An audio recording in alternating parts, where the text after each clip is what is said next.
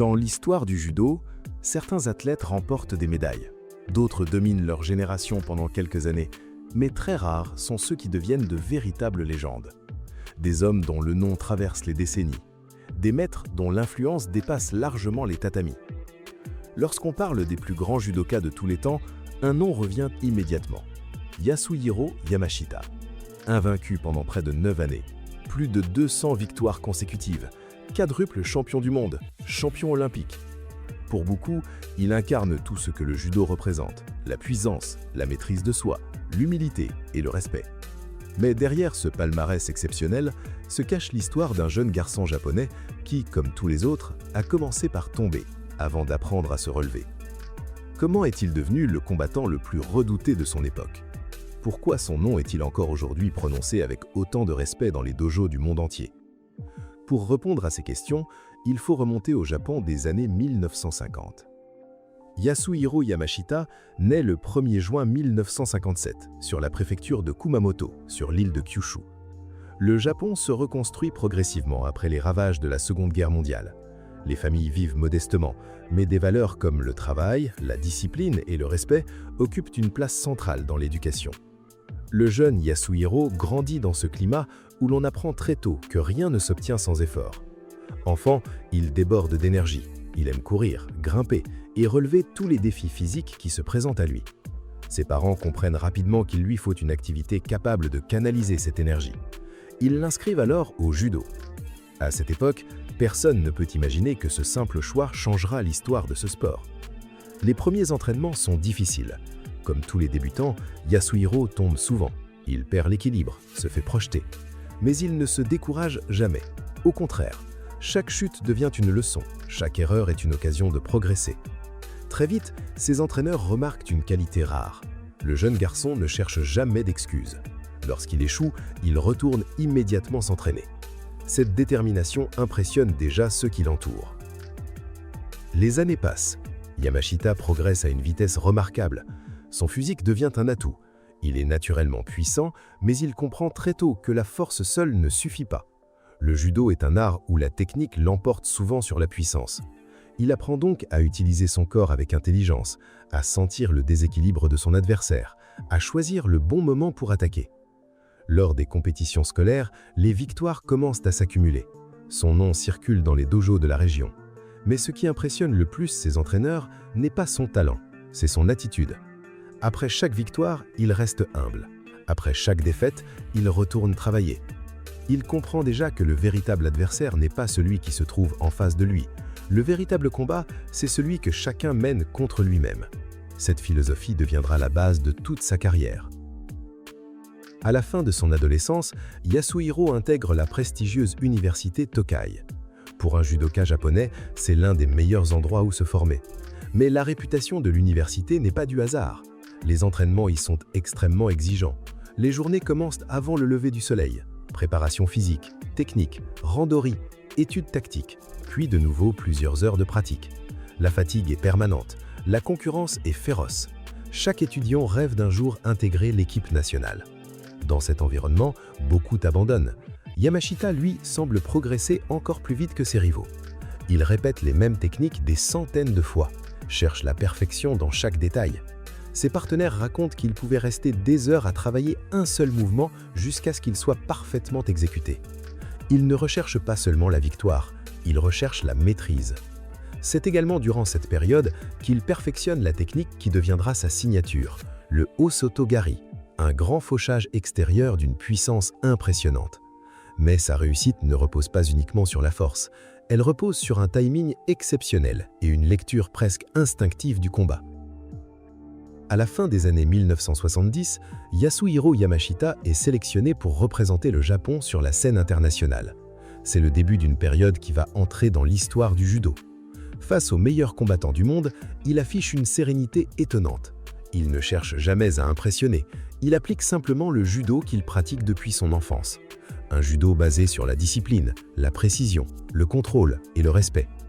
Peut arriver à tout moment, mais malgré cela, il peine à l'arrêter. Pourquoi? Parce que Yamashita ne force pas les situations. Il attend patiemment, observe, analyse, puis attaque exactement au bon moment. Personne ne le réalise encore, une série exceptionnelle est à point de commencer. Une série qui fera de lui l'un des sportifs les plus dominants de toute l'histoire des arts martiaux. À la fin des années 1970, Yasuhiro Yamashita n'est plus un simple espoir du judo japonais. Il est devenu le combattant que tout le monde veut affronter, mais aussi celui que beaucoup redoutent déjà. Sa puissance impressionne, sa technique fascine, son calme déstabilise. Pourtant, le plus incroyable reste encore à venir. Car durant les années qui suivent, Yamashita va réaliser ce que très peu de sportifs, toutes disciplines confondues, ont réussi à accomplir. Il va entrer dans une période de domination presque absolue, une période qui fera de lui une véritable légende vivante. À chaque pays change, les salles changent, mais le résultat reste toujours le même. Yasuhiro Yamashita gagne. Encore, puis encore, puis encore. Au fil des mois, les journalistes commencent à compter ses victoires. 20 combats, puis 50, puis 100. Finalement, plus de 200 combats officiels sans la moindre défaite. Une performance presque irréelle. Encore aujourd'hui, cette série demeure l'une des plus impressionnantes de toute l'histoire des sports de combat. Mais cette domination ne repose pas uniquement sur sa force physique. Yamashita prépare chacun de ses combats avec une grande rigueur. Il observe ses adversaires, analyse leurs gardes, leurs habitudes, leurs déplacements, puis adapte sa stratégie. Sur le tatami, rien n'est laissé au hasard. Il attaque au bon moment, ne gaspille jamais son énergie et reste maître de ses émotions. Cette intelligence du combat devient sa plus grande arme. Lorsque l'on regarde Yamashita combattre, une chose frappe immédiatement. Tout semble simple. Ses mouvements sont fluides, naturels, précis, comme si chaque projection était inévitable. Sa technique favorite reste le célèbre O Sotogari, le grand fauchage extérieur. Tous ses adversaires savent qu'il va essayer de l'utiliser, tous s'y préparent. Pourtant, très peu parviennent à l'éviter. Pourquoi? Parce que Yamashita ne cherche jamais à imposer sa force. Il attend patiemment que son adversaire perde légèrement l'équilibre, puis en une fraction de seconde, il déclenche son attaque. Le timing est parfait, la puissance est maîtrisée, le mouvement paraît presque effortless. Les jeunes judokas commencent à étudier ses combats. Les entraîneurs analysent chacun de ses déplacements. Il devient une référence technique dans le monde entier. En 1979, Yasuhiro Yamashita participe au championnat du monde. Face à lui se trouvent les meilleurs judokas de la planète. Chaque combat est difficile, chaque adversaire rêve de battre le champion japonais. Mais Yamashita semble évoluer à un autre niveau. Il contrôle le rythme des combats, neutralise les attaques et impose progressivement son judo. À la fin du tournoi, il devient champion du monde, une consécration. Mais il ne compte pas s'arrêter là. En 1981, il conserve son titre, puis de nouveau en 1983 et enfin en 1985.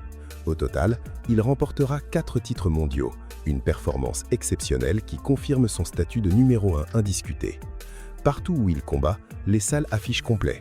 Les spectateurs viennent assister aux démonstrations de celui que beaucoup considèrent déjà comme le meilleur judoka de son époque. Malgré tous ses succès, un objectif manque encore à son palmarès, les Jeux Olympiques.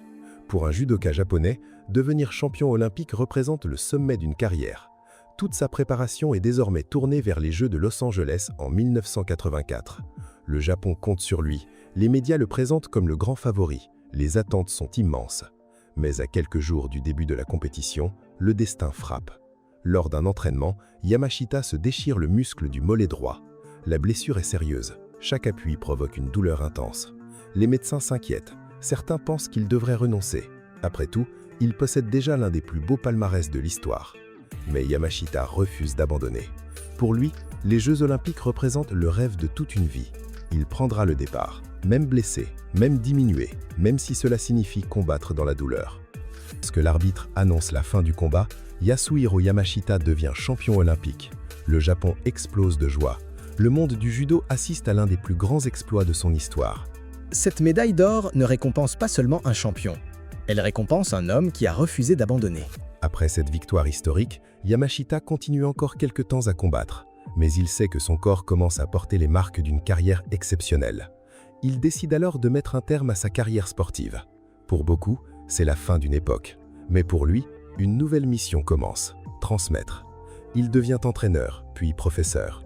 Partout où il enseigne, les dojos se remplissent. Les jeunes judokas ne viennent pas seulement apprendre des techniques, ils viennent apprendre sa manière de voir le judo. Une discipline où la victoire n'a de valeur que si elle s'accompagne d'humilité. Yasuhiro Yamashita n'a pas seulement dominé son époque, il a changé l'histoire du judo. Plus de 200 combats consécutifs, 4 titres mondiaux, un titre olympique remporté malgré une grave blessure.